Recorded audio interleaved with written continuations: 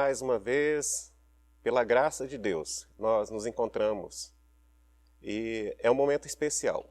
Mesmo que remotamente, nós precisamos entender que o nosso Deus não se limita e as bênçãos dele nos alcançam onde nós estamos. A alegria que nós temos neste momento é de nos prostrarmos diante de Deus e diante da palavra revelada.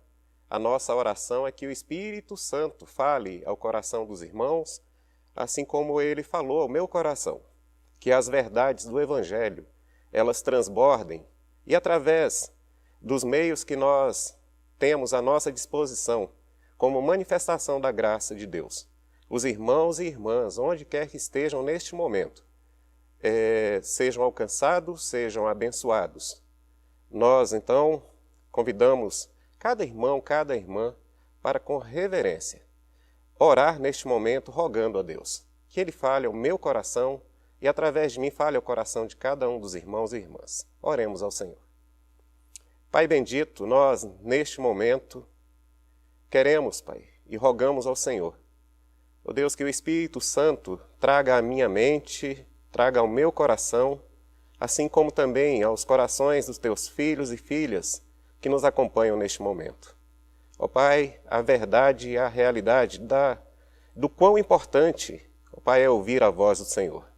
E por isso nós recorremos à leitura, à reflexão na palavra revelada e pedimos, ó Deus, que o Espírito Santo fale aos nossos corações. Seja esse momento, um momento especial, que cada um dos teus filhos e filhas, ó Pai, reunido em família, família no Senhor, seja neste momento abundantemente abençoado no nome santo de Cristo Jesus. Amém. Queridos, neste momento eu gostaria de convidá-los a acompanhar a leitura, aqueles que puderem e tiverem a Bíblia em mãos, que possam acompanhar a leitura e fazer também a leitura no texto de Lucas, Evangelho de Jesus Cristo, registrado por Lucas, capítulo 18, nos versículos de número 9 ao de número 14. Onde a palavra de Deus e o Deus da palavra nos fala da seguinte forma. Propôs também essa parábola a alguns que confiavam em si mesmos, por se considerarem justos e desprezavam os outros. 2 homens subiram ao templo com o propósito de orar, um fariseu e outro publicano.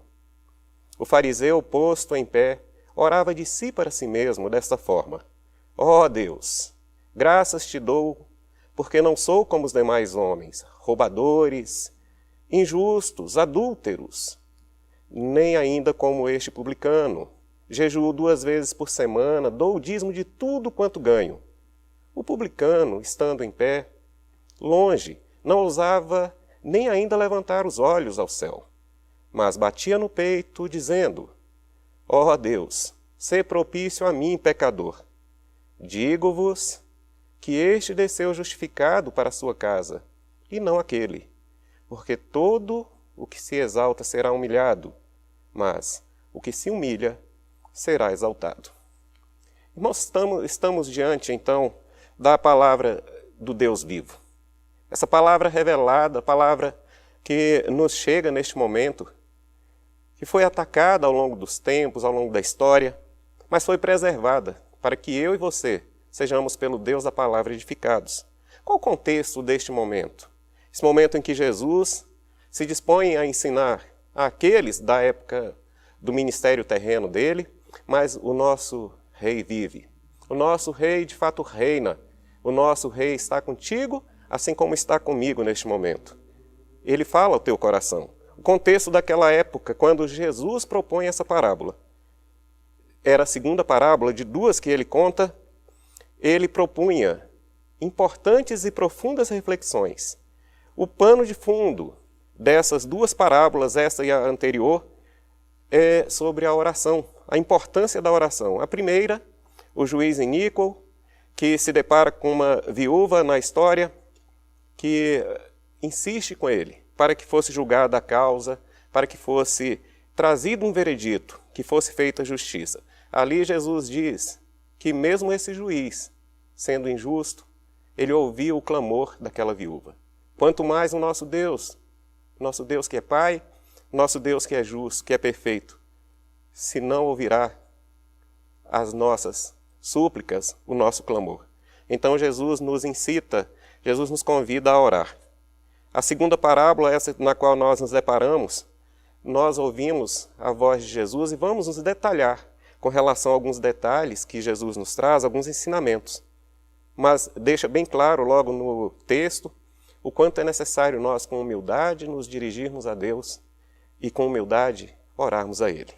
Vamos então ver qual foi a motivação, o que levou Jesus, soberano Senhor, a proferir essas duas parábolas. Versículo 20 do capítulo anterior, capítulo 17, nos fala que os fariseus interrogaram Jesus sobre quando seria instalado, quando viria o reino. E Jesus então traz para eles a realidade de que, estando o rei no meio deles, assim como o rei está e reina entre nós, o reino de Deus está implantado. Ele diz então que o reino dos céus não se configura nem se manifesta por percepções ou pela forma humana de enxergar, mas que o reino de Deus estava dentro deles. E hoje o Espírito Santo habita em mim e em você.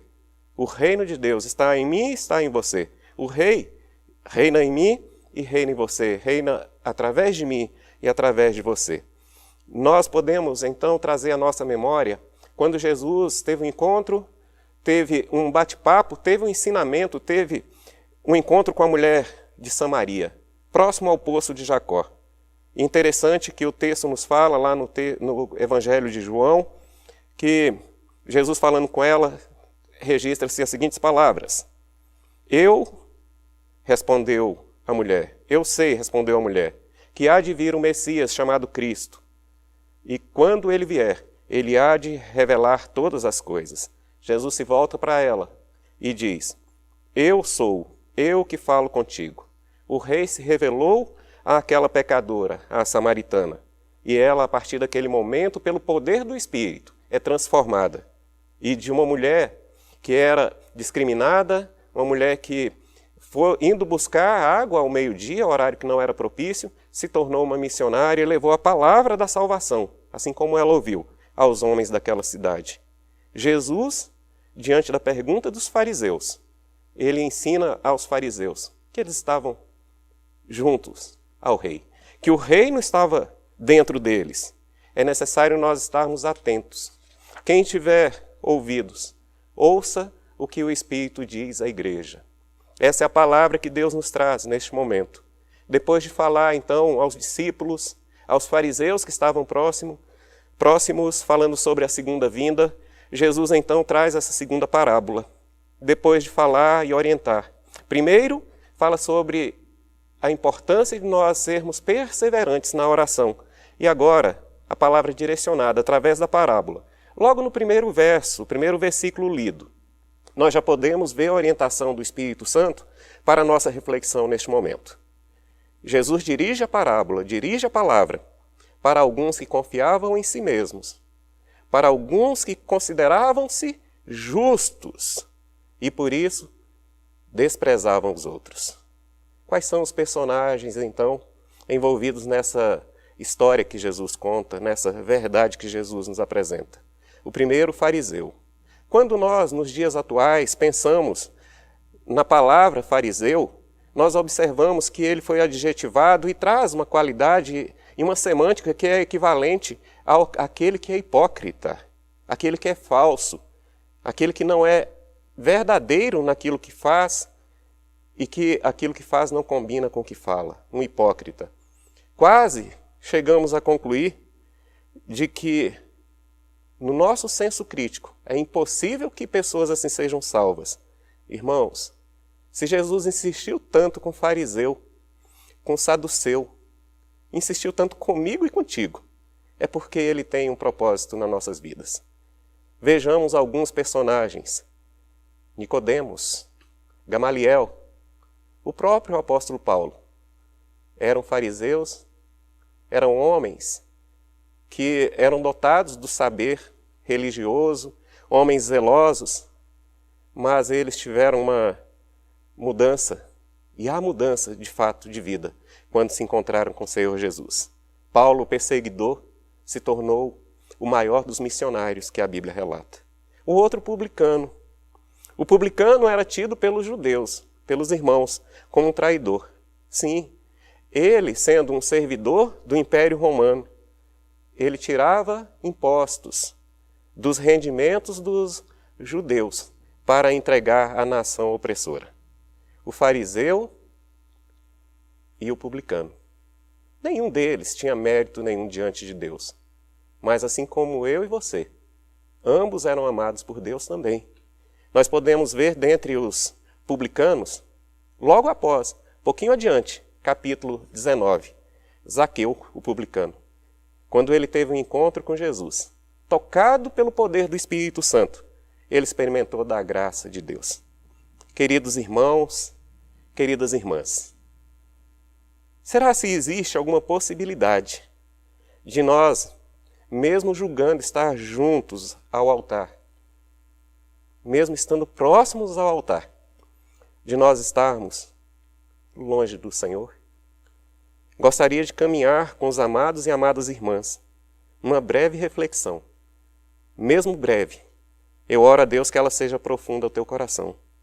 A primeira possibilidade que esse texto me traz, que eu posso ser levado pelo engano de estar próximo do altar, do trono de Deus, mas longe do Deus e do Senhor. É que se eu depositar minha confiança em mim mesmo, se eu pensar que por méritos meus, isso me faz digno de estar na presença de Deus. A Bíblia, que explica a própria Bíblia, me traz à memória, e eu quero compartilhar com os irmãos, quando Jeremias e o Espírito Santo faz essa palavra ficar viva e como que um clamor. Maldito o homem que confia no homem. Maldito aquele que deposita nas próprias capacidades, pensando ser capaz, algum mérito ou pensa que por isso pode estar diante de Deus. Me lembro de uma música, não é uma música evangélica. Não se assustem com essa música. Mas que diz bem assim: o meu pai foi peão, a minha mãe solidão, e os meus irmãos perderam-se na vida em busca de aventura. Talvez você, que teve o privilégio, que teve a alegria de nascer num lar evangélico, com os pais, pai, mãe, irmãos, avós tementes a Deus, vocês não façam ideia do que é ter sido resgatado de uma família em meio a uma família que não servia a Deus. De não ter ouvido o Evangelho quando pequeno ainda, quando criança. Talvez você que tenha sido embalado no teu sono, com hinos, lindos e maravilhosos hinos evangélicos, você não faça ideia do que é ter vivido uma vida toda. Mas a vida que eu vivi, esse é um exemplo meu que eu posso citar, mudou no dia que eu encontrei o Senhor. Me lembro também, por exemplo, John Wesley, assim como muitos irmãos e irmãs, que foram criados num lar de homens e mulheres, pais e mães tementes a Deus. John Wesley, já sendo até um ministro do Evangelho, ele se deparou com Deus do Evangelho. Somente quando nós nos encontramos com Deus do Evangelho. Vamos à Bíblia? Vamos à Bíblia. Os nossos irmãos, os discípulos que caminhavam de Jerusalém para Emaús, eles caminhavam com o Senhor. Mas enquanto o Senhor não se revelou para eles, eles não tiveram aquele momento e aquela fase da vida transformados. Aqueles que estavam amedrontados, aqueles que receberam Jesus na casa, no partir do pão tiveram os olhos desvendados. Interessante, queridos. O Deus da salvação veio para mim, que não fui criado num lar evangélico, veio para você, que foi criado num lar evangélico. Mas não foi a salvação do teu pai, da tua mãe, dos teus avós que te salvou. Foi o Cristo que morreu na cruz.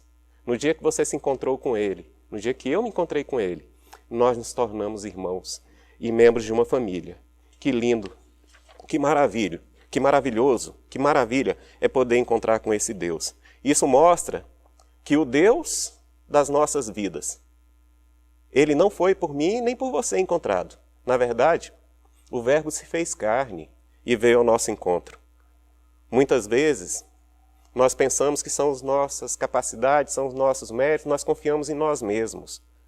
E somos levados ao engano de pensar que estamos perto de Deus.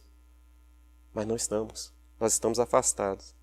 Esse fariseu, ele, por julgar ter algumas qualidades, ele pensava estar perto de Deus. Mas confiar nos próprios méritos, confiar em si mesmo, nos afasta de Deus. Ufa!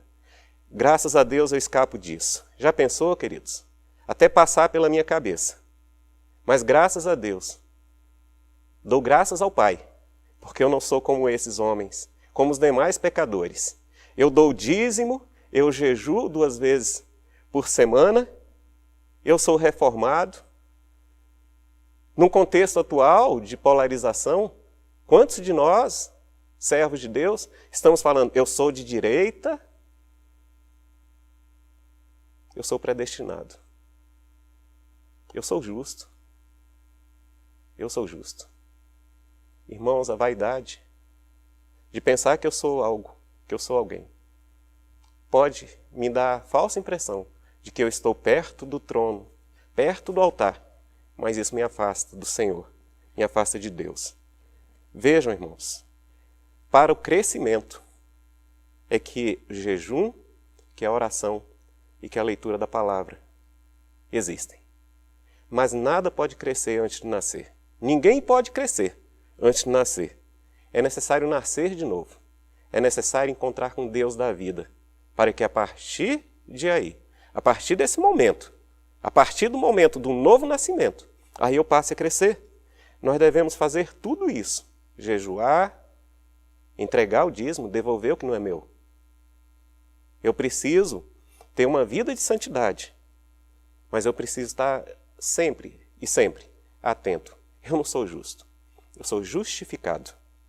Justificados, pois, disse Paulo, mediante a fé. Aí eu tenho paz com Deus. Mas eu tenho isso por meio de Jesus Cristo, através do qual eu obtive, você obteve, nós obtivemos acesso pela graça. E por isso nós estamos firmes. Queridos, não é a minha vida piedosa, não são meus atos de piedade que aproximaram Deus de mim. Foi a graça, foi a misericórdia e o amor de Deus. De um Deus que não viu em mim qualidade nenhuma. Foi esse Deus que, tendo misericórdia de mim, e aos pés do Salvador eu me encontro. Mas foi porque Ele me resgatou das trevas. Ele me resgatou das trevas. O que poderia, irmão? O que poderia, irmã? O que poderia nos afastar de Deus, nos trazendo o ledo engano de que nós, estando perto do altar, juntos ao altar, nós estaríamos perto do Deus, da nossa salvação. Primeira é a autoconfiança, no lugar da confiança que vem do alto, que está depositada no Deus Todo-Poderoso. Segundo, é uma autossuficiência de pensar que é pelo que eu fiz, pelo que eu sou, pelos meus méritos, e não pela provisão graciosa de Deus. E por último, mas não menos importante, é uma autorreferência, de olhar para mim mesmo, pensar que eu sou perfeito, e isso me levar ao engano de olhar para o meu irmão, como fez o fariseu. Está vendo os outros? Está vendo esse pecador? Está vendo esse publicano? Eu não sou igual a ele. A Laodiceia, Jesus disse. A Laodiceia, Jesus disse.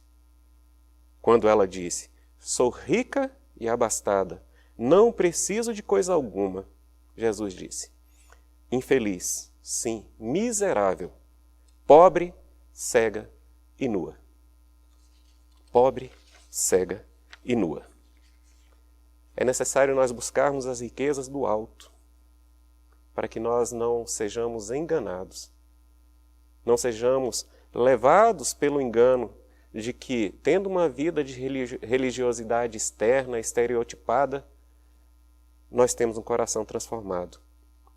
Eu não sou bom, eu não sou ninguém, mas o Deus que enviou o Filho dele para me salvar, para te salvar, para nos salvar, Ele é tudo em nós. Não há nada em mim que atraia os olhares, que atraia o amor de Deus. Mas foi a graça dele que me alcançou.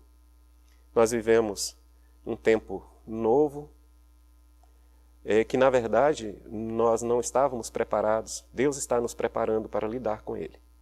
Um tempo de reuniões à distância, um tempo em que nós não podemos mais nos abraçar, não podemos viver o chamado congregar. Mas tudo isso vai passar. Tudo isso vai passar. Porque fiel é o nosso Deus. O deserto vai existir por um tempo, nós vamos passar por ele. O vale, mesmo que da sombra da morte, vai passar. E eu não vou temer, você não vai temer, porque o nosso Deus é conosco. Mas quando tudo passar, queridos, quando tudo passar, minhas queridas irmãs, ainda haverá fé nos nossos corações? Quando tudo passar, quando for autorizado, não pelo decreto dos governantes, das autoridades, mas quando é soberano Deus decretar, agora pode ter comunhão, agora pode ter ajuntamento. Quando Ele fizer isso, nós vamos encher essa igreja? Nós não podemos nos permitir esfriar, porque o Deus que aqui está, é o Deus que está contigo neste momento. E nós precisamos então nos apropriar das bênçãos de Deus. Quando tudo passar, nós vamos novamente juntos estar.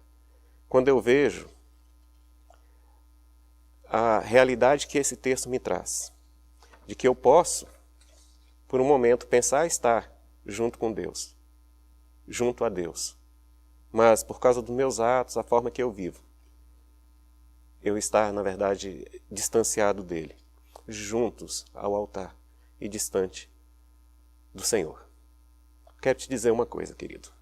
Quero te dizer uma coisa, querida irmã. Se você estiver junto ao altar de Deus, isso só acontece porque Ele te permitiu e me permitiu estar.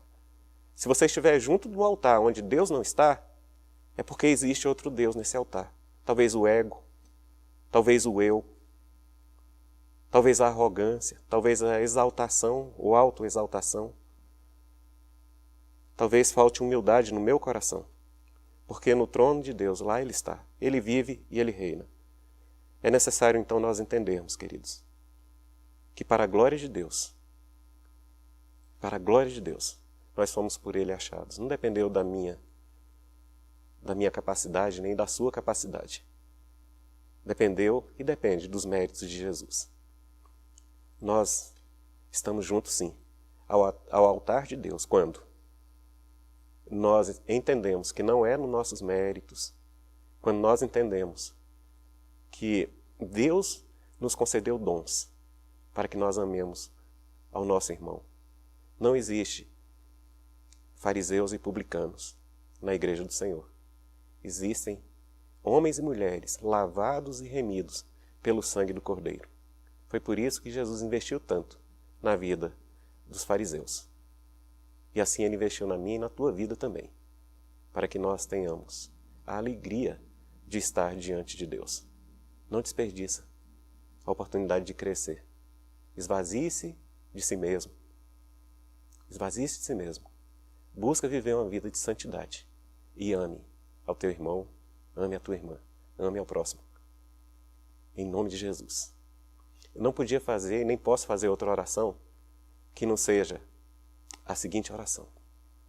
Senhor, sê propício a mim, pecador, que em nome de Jesus e para a glória dele, essa palavra, essa verdade, seja aplicada na tua vida e que a tua vida seja um manancial de bênção que flui do trono de Deus, em nome de Jesus. Amém.